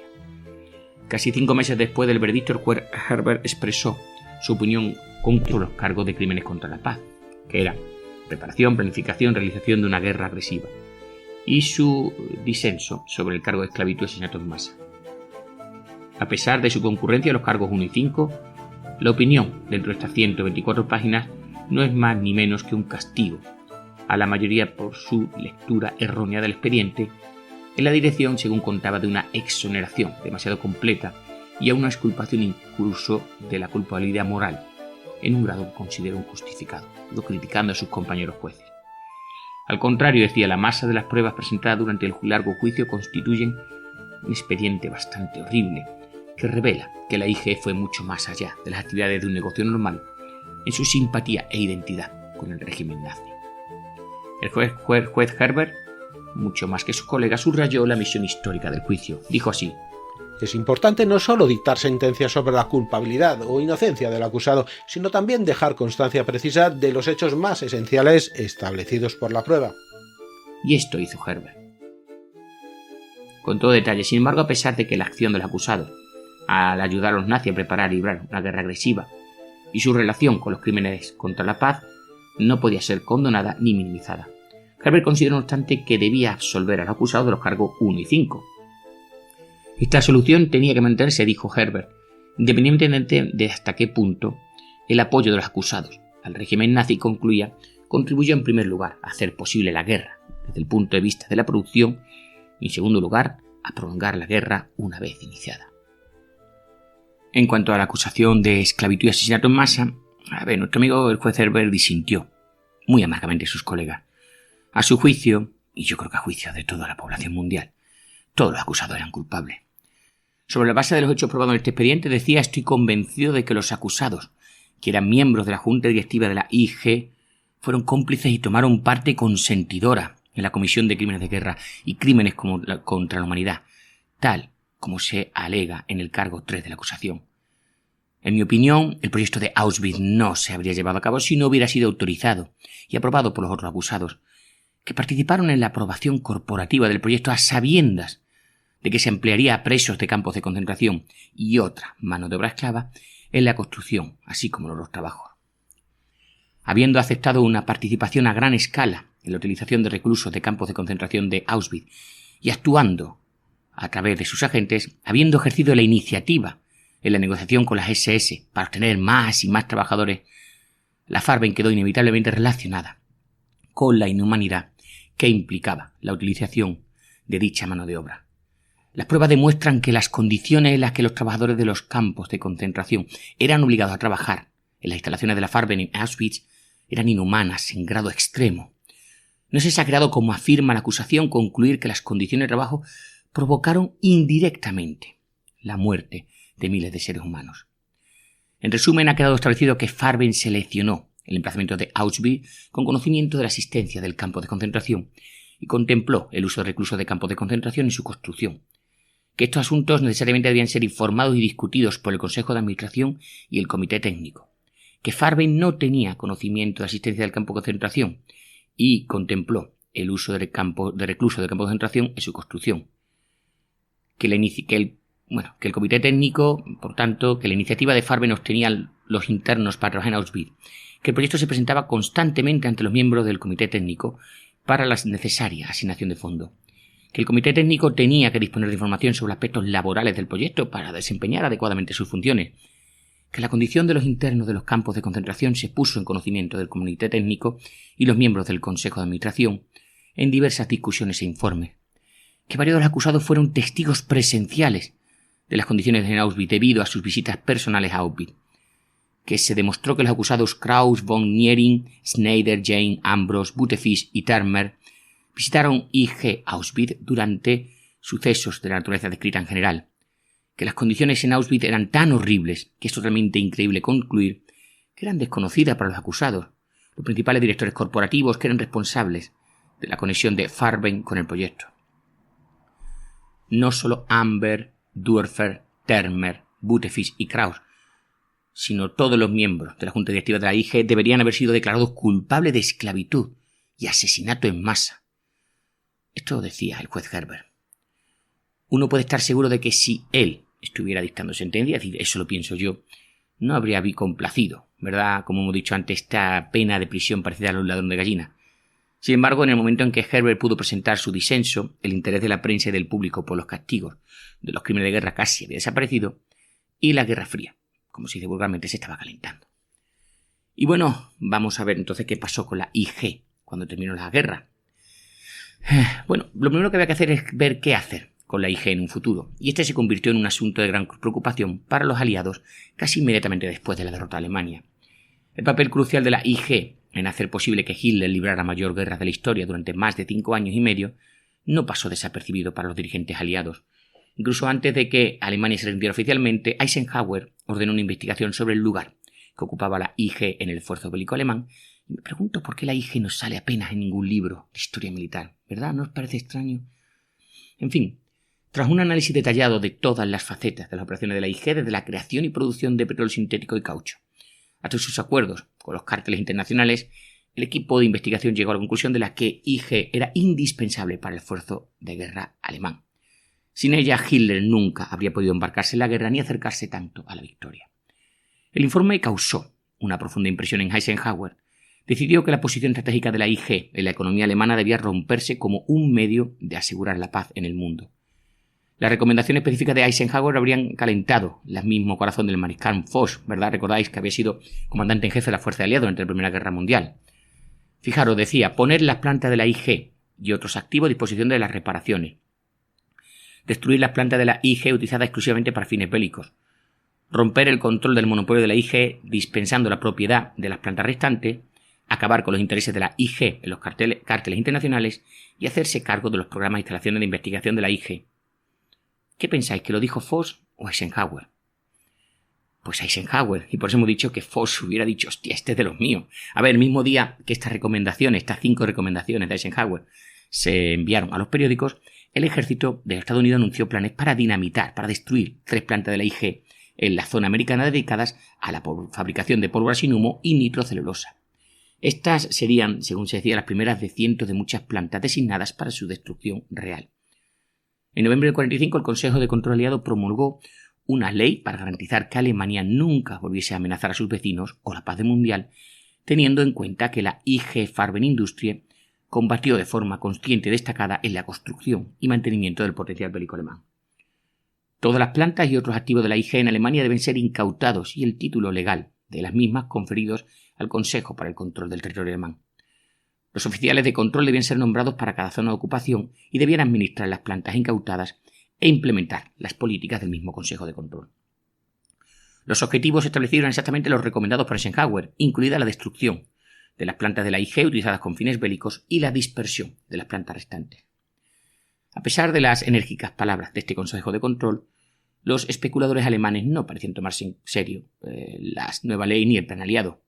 En los 3 meses transcurridos entre el 20 de octubre, cuando se hicieron públicas las recomendaciones de Eisenhower sobre la IG, y el 20 de enero, fijaros, hemos dicho especuladores, porque el precio de las acciones de la IG se duplicó en la bolsa de Múnich, o lo que quedase de la bolsa de Múnich. El general William H. Draper, director de la División de Economía de la Oficina del Gobierno Militar, fue interpelado en una conferencia de prensa sobre la subida vertiginosa del precio de las acciones. Sonrió irónicamente y comentó que los especuladores debían estar comprando un trozo del Consejo de Control, ya que éste tenía ahora el título legal de todos los activos de la IG. Así que, ¿qué están comprando? ¿Con quién están especulando? Unos días más tarde, el gobierno estadounidense, el gobierno militar, adoptó una postura más seria sobre el asunto y ordenó el fin de todo comercio de valores de la IG.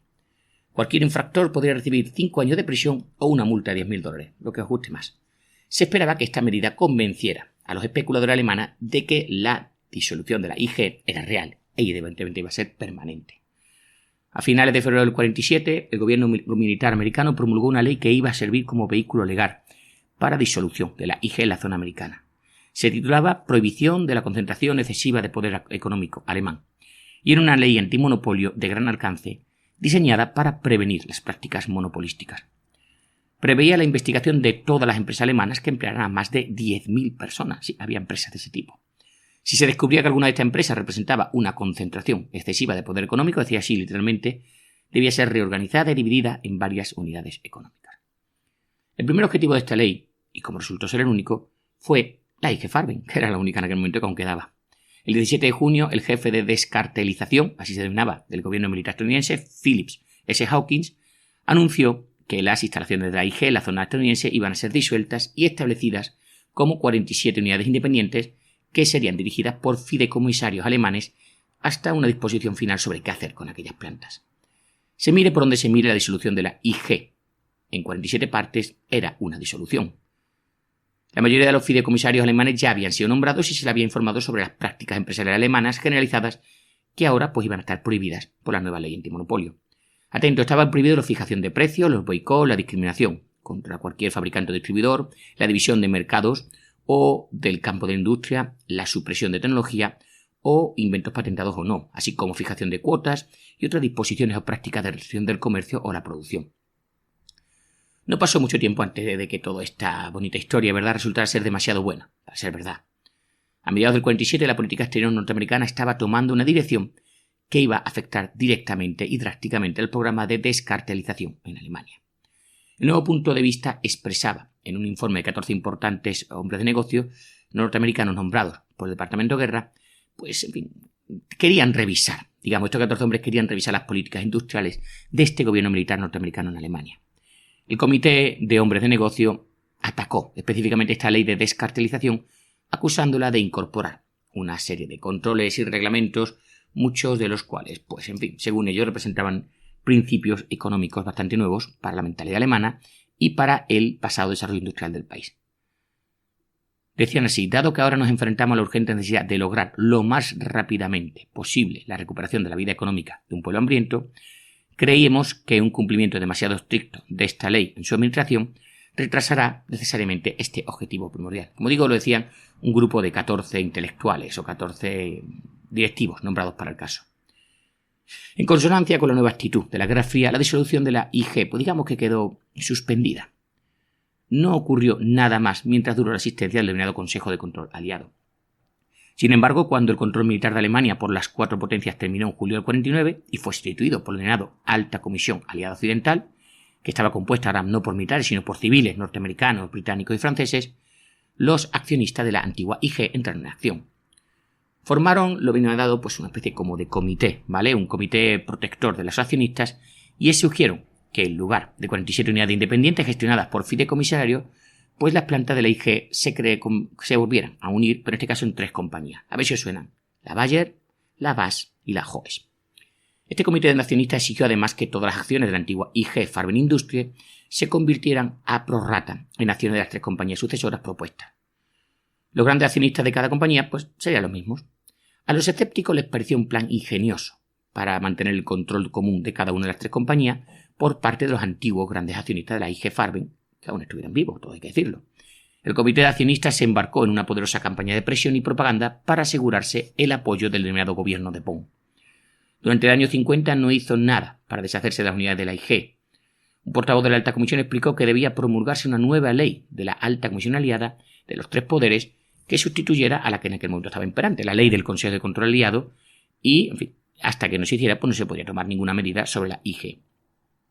Añadió que los planes anteriores para un vasto programa de liquidación de la IG iban a tener que ser desechados. El programa para vender plantas una a una estaba muerta, decía así.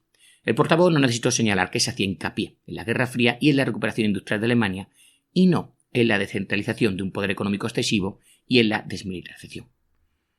La nueva ley de alta comisión aliada, denominada Ley número 35 o dispersión de los activos de la IG, fue promulgada por fin en agosto del 50. La Alta Comisión Aliada tomará las medidas que considere necesarias para llevar a cabo la liquidación de IG Farben Industrien AG y extinguir su personalidad jurídica. Bueno, los activos de la compañía en la zona estadounidense, británica y francesas debían ser dispersadas entre un número de tal de compañías económicamente sólidas e independientes que garantizasen la dispersión de la propiedad y el control y promoviese la competencia en la industria química alemana en industrias afines. No se especificaba cuál iba a ser el número de compañías. Un comité de liquidación de la IG Farben formado por ciudadanos alemanes debían ser nombrados por la Alta Comisión Aliada para poner en práctica la nueva ley. Cualquier criminal de guerra condenado debía ser excluido de entrada para participar directa o indirectamente en la dirección de cualquiera de las nuevas compañías propuestas. Este dicto excluía a figuras prominentes de la IG como Krauss, Smith, Schnitzler, Termer, Jane, Ambrose y Butefis. Las disposiciones de la nueva ley dieron definitivamente la impresión de que el antiguo orden de control de la IG pues había terminado de forma efectiva. Solamente habían pasado 5 años, ¿verdad?, del final de la guerra. No pasó mucho. A mediados de enero del 51, la Alta Comisión Aliada acordó finalmente un plan para la dispersión de la propiedad. Las 159 plantas de la IG en la zona occidental debían dispersarse en 9 compañías, no en 3. Las 3 grandes que hemos dicho, la Bayer, la BASF y la Hoes, y 6 firmas más pequeñas, Agfa, Kalle, Cassel y Huels y otras 2 más. Aquellos que los países aliados habían exigido la disolución de la IG como un medio de asegurar la paz mundial se sintieron pues amargamente decepcionados. Sin embargo, el comité de accionistas de la IG tampoco estaba satisfecho con la propuesta. Los accionistas seguían insistiendo en la fórmula de las 3 grandes. En esta demanda fueron apoyados por los fideicomisarios alemanes de la planta de la IG. Algunos de ellos, por cierto, eran directivos de la IG de los viejos tiempos, y por el mismo gobierno de Bonn. El resultado fue una prolongada negociación entre los aliados occidentales y los alemanes. El tiempo estaba del lado de este comité de accionistas. En poco tiempo, los aliados debían marcharse. A finales del 51 aún no se había resuelto esta cuestión de qué hacer con las compañías, las más pequeñas. Sin embargo, no se discutía que las 3 grandes debían retomar sus identidades corporativas anteriores a cuando se creó este trust, como decíamos, este trust, del 1926. De hecho, estas empresas se estaban restableciendo mientras continuaban las negociaciones entre la Alta Comisión Aliada y los alemanes sobre qué otras compañías debían formarse. En diciembre se anunciaron los nombres de los directivos y el personal de las 3 grandes compañías. Entre ellos había muchos antiguos ejecutivos de la IG, pero por el momento no había de los denominados criminales de guerra condenados entre ellos. Algunos oficiales aliados que habían participado en el programa de descartelización, así se denominaba, empezaron a decir abiertamente que el control parecía estar escapando de los aliados y volviendo a las antiguas manos de la IG, sobre todo a los antiguos hombres. Especulaban con la posibilidad de que los tres grandes volvieran a la andada una vez que los aliados abandonaran Alemania. También les pareció preocupante otro asunto. Las acciones de las recién formadas compañías de los tres grandes estarían disponibles para los antiguos accionistas de la IG con carácter prioritario. Esto planteaba la posibilidad de que las tres grandes fueran propiedad de los mismos accionistas. Sin embargo, parecía que nadie estaba muy dispuesto a evitar esta situación. Aún así, los aliados se negaron a capitular en un punto, la exigencia alemana de registrar las acciones de la nueva compañía solo al portador. Insistieron en que cada acción se registrara a nombre del propietario real para asegurarse contra este dominio, este control secreto. Los alemanes respondieron que registrar todas las acciones era demasiado difícil y sobre todo caro. Pero en esta cuestión la alta comisión aliada se negó a transigir. Se iban a prohibir las acciones al portador. En marzo del 53 la alta comisión aliada elaboró finalmente un plan para la disposición de los activos restantes de la IG en Alemania Occidental. Todo ese era el título. La mayoría de los activos fueron transferidos a las tres grandes. La Bayer acabó quedándose con el 100% de la AZA. De todas las más pequeñas, solo Casella y Huels sobrevivirían como compañías independientes. Mientras los accionistas de la disuelta IG iban a recibir acciones de las 5 compañías sucesoras a cambio de las antiguas acciones. Un año y medio más tarde, en octubre del 54, se firmaron en París los tratados que ponían fin al régimen de ocupación de la Alemania Occidental. Con la ratificación de las naciones signatarias, la República Federal de Alemania pronto se convertiría en un miembro soberano e igualitario de la Alianza Occidental. Ya sabéis que he hecho un poco en su momento sobre la creación de las Fuerzas Armadas de la Alemania Occidental moderna. El canciller Konrad Adenauer escribió al alto comisionado estadounidense, en aquel momento James B. Conant, afirmando la determinación de la República Federal de Alemania de seguir la política antimonopolio que había seguido al régimen de ocupación aliado. Pero no todo el personal que estaba encargado de la ocupación eran optimistas sobre la eficacia de esta transferencia de autoridad. Según un informe del New York Times, los funcionarios estadounidenses reconocen que no pueden estar seguros de que los alemanes no inviertan pronto la tendencia reconstituyendo el Imperio Farben y otras empresas que ejercieron un vasto poder político y económico en la Alemania de preguerra. El 5 de mayo de 55, la República Federal Alemana se convirtió en un gobierno soberano y las fuerzas de ocupación aliadas se marcharon. 3 semanas más tarde, 450 accionistas de la antigua IG Farben se reunieron, por primera vez desde la derrota de Alemania, para recibir un informe sobre la última década. Los liquidadores de la IG les informaron de que la disolución formal de la IG no tendría lugar hasta dentro de muchos años. A ver, se habían presentado numerosas reclamaciones sobre los activos de la IG, incluidas, atentos, demanda de indemnización de los denominados trabajadores esclavos que habían trabajado en las plantas de la IG durante la guerra. Además, la disposición de los activos de la IG en la zona soviética, incluida la enorme fábrica de Leuna, tenía que esperar a la reunificación de Alemania Oriental Occidental. Y en aquel año, el 55, pues era una posibilidad incierta y lejana.